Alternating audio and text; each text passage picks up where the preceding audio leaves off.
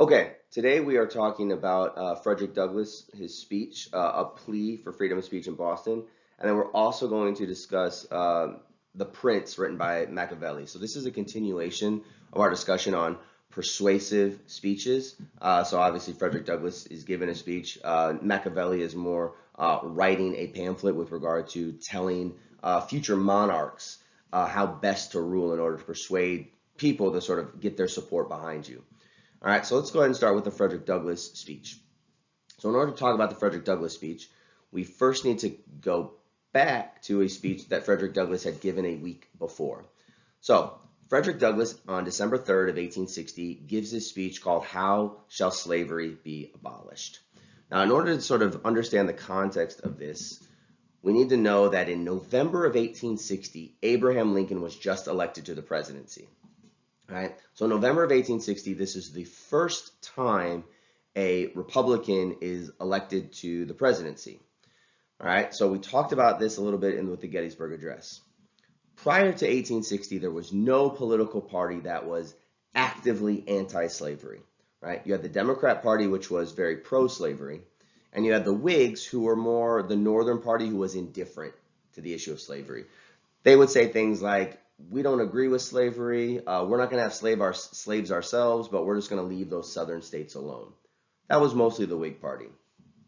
In the 1850s, there's a lot of individuals who are dissatisfied with that Whig answer. So Abraham Lincoln was a member of the Whig Party when he served in Congress. So him and others get together and say, we need an active anti-slavery party. So they formed the Republican Party in the 1850s, and this becomes the #1 platform issue for the Republican Party. The Whigs were like, slavery's down here, priority number 20. The Republicans say, no, we're coming in and abolishing slavery is our #1 priority. The Republicans win in November of 1860. Abraham Lincoln becomes the president.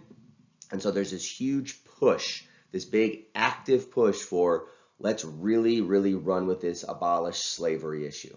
All right. So it's no longer going to be just background noise, but it can be the #1 issue. And so abolitionists like Frederick Douglass get sort of this renewed sense of the country's on board with it. Let's make a strong push for it. You know, the whole like the first 100 days in office kind of thing. Like we need to sort of abolish slavery as quickly as possible because the steam is behind us. All right. So Frederick Douglass and others, they go to Boston on December 3rd, 1860, and they give this speech called How Shall Slavery Be Abolished? As they're giving this speech, violence erupts in the streets, right? People start smashing windows. They start saying, get out of here. We don't want to hear that anti-slavery stuff. Shut down your speech because we don't want to hear what you have to say. The authorities in Boston come in and say, Frederick Douglass, you cannot speak because you are inciting mob violence. When you speak, it is so detrimental to people's fragile little ears that they can't take it, and instead of just being adult about it, they act like children and they start smashing windows. All right? Now, you can create the obvious parallels to some of the things that have been going on in the United States for the last 10 years, right? And I'll get into a few more details about this in a second. All right? Frederick Douglass says, no, like, I get to speak freely, and if people act like children, if people are immature about me speaking, you shouldn't suppress my speech. Instead, you should go and arrest those people who are acting violent. So this becomes this sort of tension between, you know, what is the role of people in positions of authority when it comes to when a speaker speaks, if a mob acts violently in retaliation to that speech, which group are you supposed to go after? All right? And this is what Frederick Douglass does a week later. He comes back on December 9th of 1860 and he says, no, I'm going to give a speech now that's just about free speech, right? And why free speech is necessary. So what he's arguing and what is argued now, right, or continues to be argued now is, let's say somebody with a controversial idea comes onto a college campus and there is a group of protesters who want to smash up buildings and, you know, run this person out and storm the stage and act violently, right? Or act unruly, right? Not violently where they're hitting people, but just act unruly where they're, you know, smashing things and breaking things. What should happen, right? And there's two ways the administration on a college campus can respond. And the first way is say, you know what, that speaker's just too controversial. We're going to take that speaker and we're going to disinvite him or her. Like, they're not allowed to speak on this campus. Or you can take all those people who are acting violently and you can arrest all of them. Now, to arrest all those people acting violently is going to take more resources. It's going to take more work. But what Frederick Douglass is saying back in 1860, I think is still true today. You have to protect the speaker's right to speak at all costs, right? That's priority number one. Number one, it's protected within the Constitution, right? And, you know, violence, people acting unruly is not protected, right? If you start acting violently and start smashing windows because you don't like a speaker, that's not protected, right? But the second reason, as Frederick Douglass is kind of getting to at this speech, is that if you don't protect that speaker's right to speak freely, what you are giving permission to, you are giving permission to the mob to always act unruly and violent anytime they dislike a speaker. So you're sending a message like, oh, if I don't like a speaker, I can just throw a couple bricks through some windows and then that speaker won't speak anymore, right? The authorities will come in and say, it's too much of a headache for us to platform someone like Frederick Douglass. And so, you know, we'll just tell Frederick Douglass not to speak because we don't want to actually do our jobs, right, and arrest people who are throwing bricks through windows, right?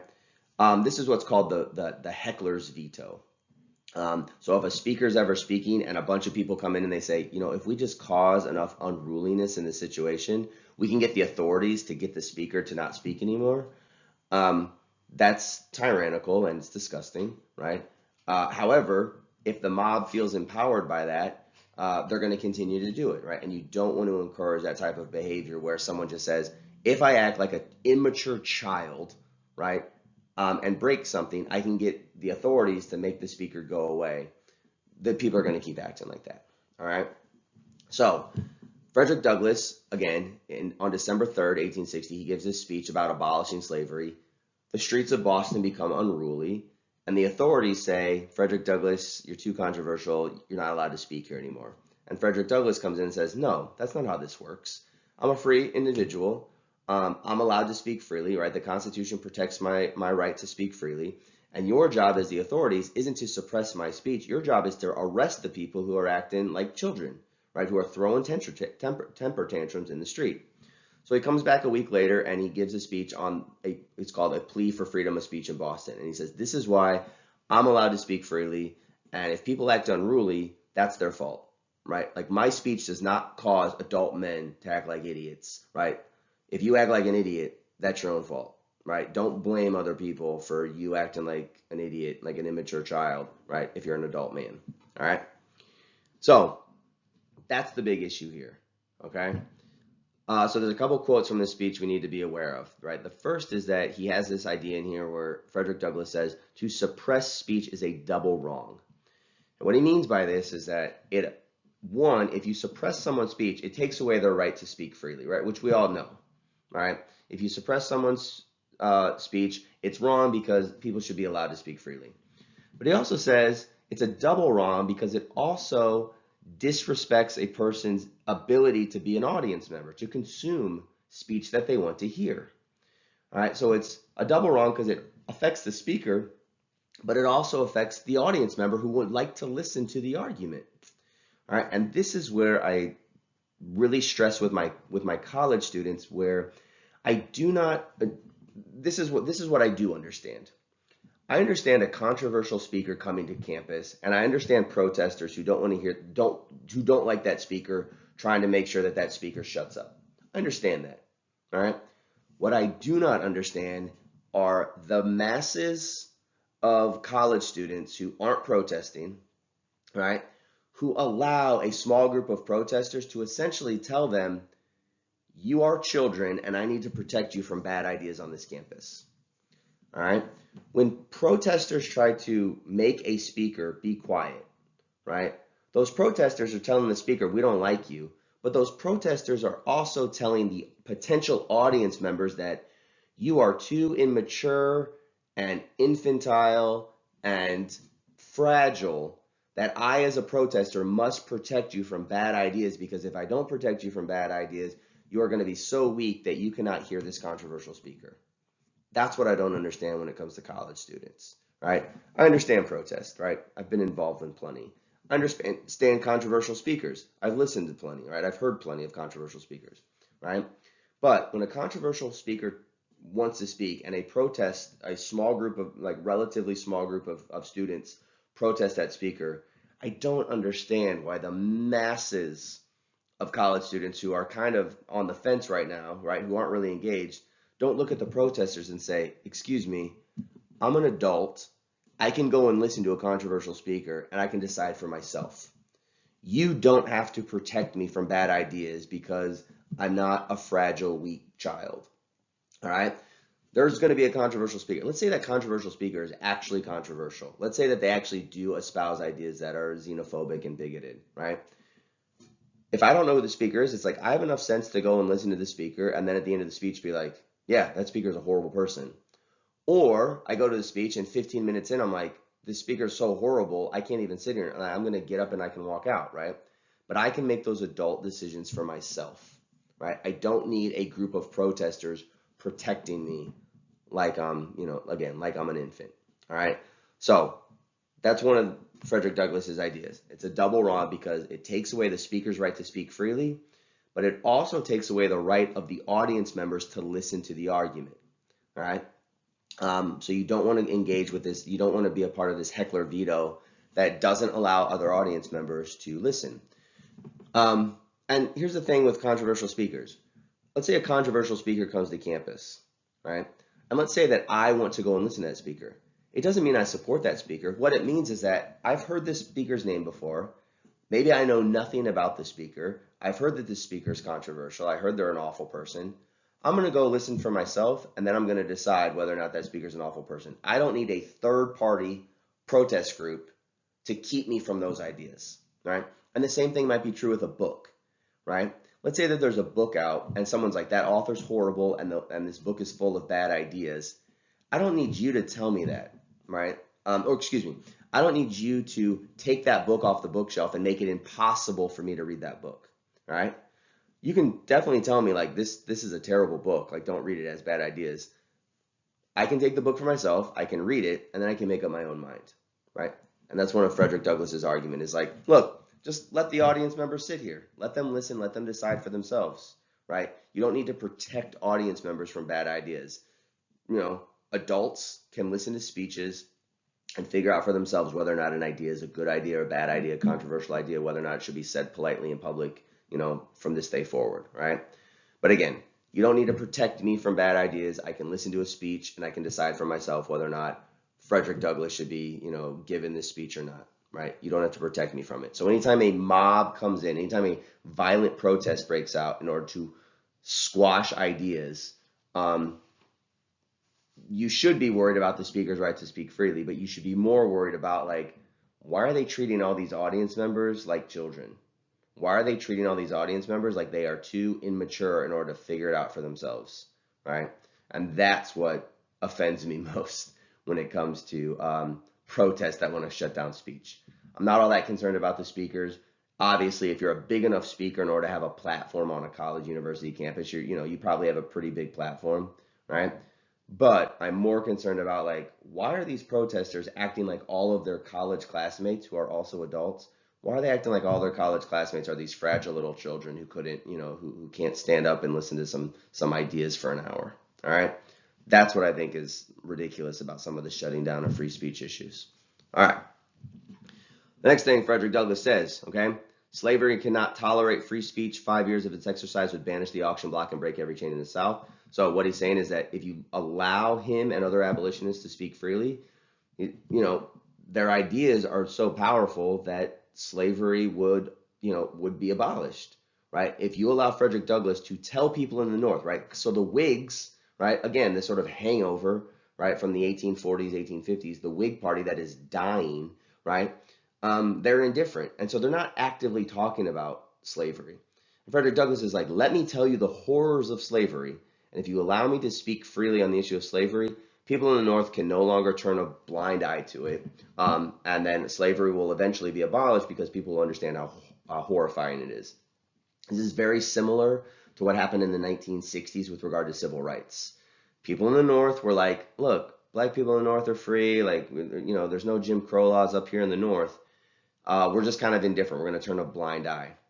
As soon as a lot of news organizations in the South started to show images of fire hoses and police dogs on protesters, on African American protesters and stuff, as soon as that was in people's faces, people in the North are like, okay, we got to do something because this, like, I can't ignore it anymore. As soon as Frederick Douglass is saying, like, this is what slavery is, people in the North are like, okay, we can't ignore that anymore. We tried to ignore it for a long time, but now I understand the horrors of it. I have to be involved, right? I have to be actively for this idea of abolition. I can't just sit on the sidelines as a Whig party anymore. Like, I have to join this sort of like anti-slavery Republican Party that's going on with Abraham Lincoln now, right? As we start to get engaged in the Civil War, which is going to happen in a couple months after Douglass gives his speech. Okay, let's move on to Machiavelli's The Prince. All right. So Machiavelli, he wrote this pamphlet in 1813, or 1813, excuse me, in 1513. It became a book in 1532, so it's sort of cobbled together as a book later. It's rather short. It can be a little bit difficult to read. Obviously it's translated, and the word, it's a little bit. The language is antiquated a bit, but it's worth going through. So if you have a chance to read The Prince, I would highly recommend it. So Machiavelli is kind of a political philosopher here. All right, so I'm going to try to use terms that are a little bit more familiar today as opposed to the 1500s to maybe explain this a little bit easier. He was a political philosopher and he was more of a realist. All right, when it came to how politics work. Now we're dealing with politics as a monarchy, right? We're not talking about a constitutional republic like the United States. This is how do kingdoms operate, right? So think of this as Machiavelli is writing a letter to a prince that says, one day you're going to be a king. This is how you need to rule your kingdom. All right. This is what The Prince is all about. It's a letter to a prince that says, here's how you need to start figuring out your education because one day you're going to be a king and this is how you need to be ruling your kingdom. All right. Machiavelli, he is a realist. Okay, now some people today use the term Machiavellian to mean manipulative sort of machinations, right? You're sort of being deceptive, like any means necessary kind of stuff. I'm not entirely certain. I think that's accurate, right? But I'm not entirely certain that Machiavelli meant to teach people how to be manipulative, right? My understanding and what I think is that Machiavelli was writing this pamphlet as a realist to say, look, manipulation is kind of how this game works, and I'm just going to tell you how it is. I'm not going to tell you like how I wish it was. I'm just going to tell you how it is, and I know it sounds very manipulative because the world is a very manipulative place. So I'm not sure that Machiavelli agreed with that this was the best way to run a kingdom. I just think that he sort of wrote this and says like this is how kingdoms are ran. So you kind of need to play the game. All right. So before Machiavelli comes along, most political philosophy, most people were sort of teaching like how to run a kingdom.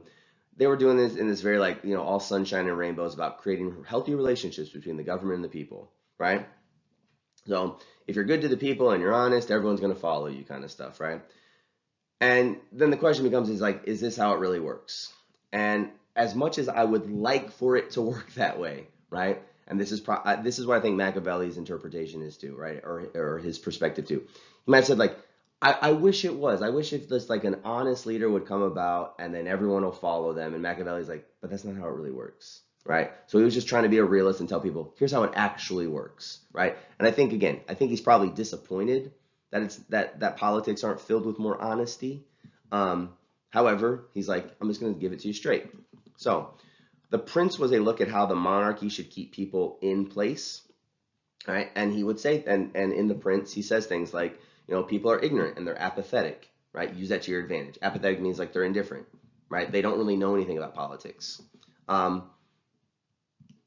So a couple of questions that I would have for you, right, as a student in the year 2021, right? In the last election, like, did you vote, right? And most of you probably didn't, right? Do you know the three branches of government, right? Do you know who the president, the vice president, and the vice president is, right?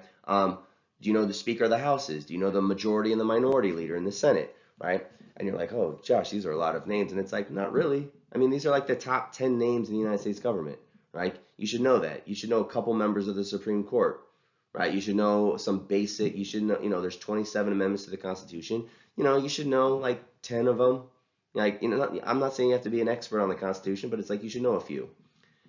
Machiavelli would come in and say, in the year 2020, he would be like, look, most people don't know who the president, vice president, Supreme Court, people don't understand how Congress works.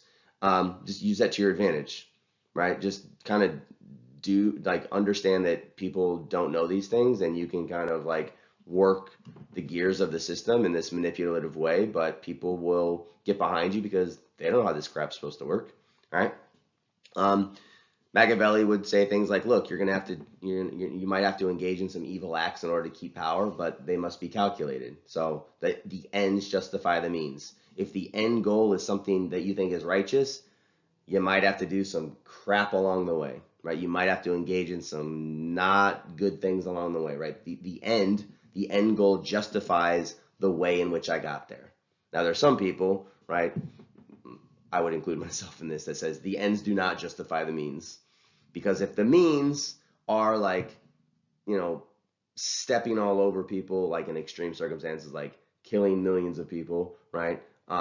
Or just like starving people, cutting people out of their fundamental human rights, like, banishing people from polite society. I'm like, that doesn't justify your ends, right? Even if the end is utopia, we all live happily ever after. It's like, that does not justify all this slaughter that went on, right?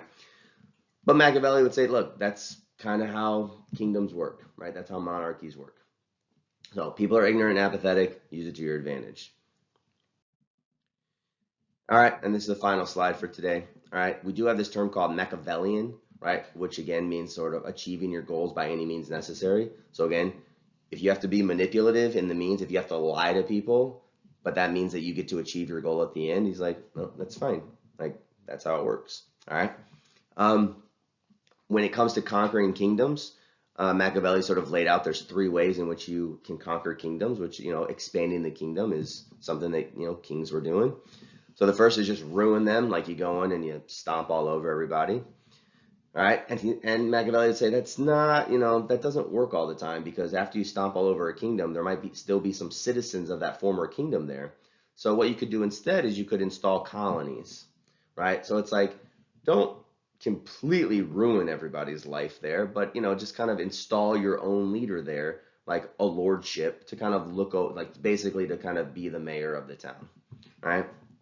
Or what you could do, and this is sort of the most valuable way, right? The most productive way. Again, it's manipulative, right? But if you're expanding a kingdom, you could let an indigenous leader kind of stay there, but it ends up being like this sham regime, right?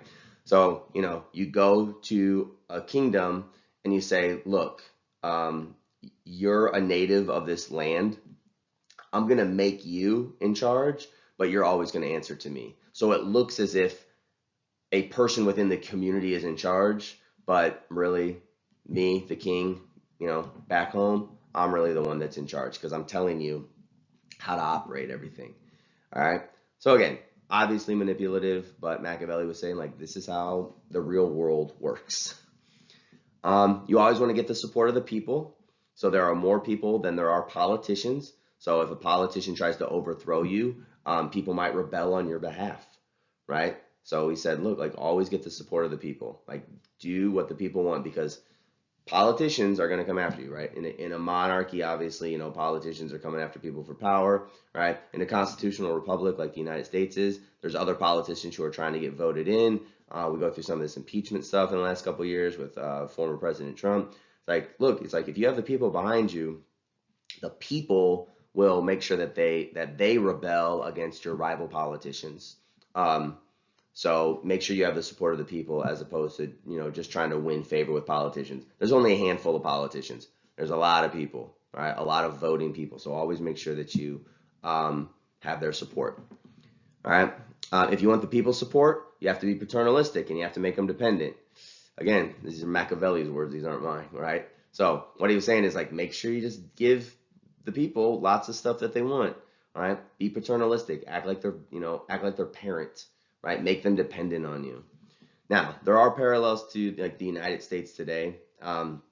These are parallels that people have tension with, right? So you say, well, what might people be dependent on through the United States government? So you can run through like the list of them, right? So there's a lot of ways in which, and I'm not saying these things are bad, right? But I'm saying that there are ways in which, if the government is in control of every financial aspect of your life, there's ways in which, as soon as they take that away, you feel extremely dependent on them. So you want people in positions of power who are going to kind of keep giving you that stuff, right? You're going to get their support. So people look at this with regard to these are some people's concerns with regard to like healthcare, if all education is controlled through public schools, welfare programs, Section 8 housing. Gosh, there's a whole lot of them. All right.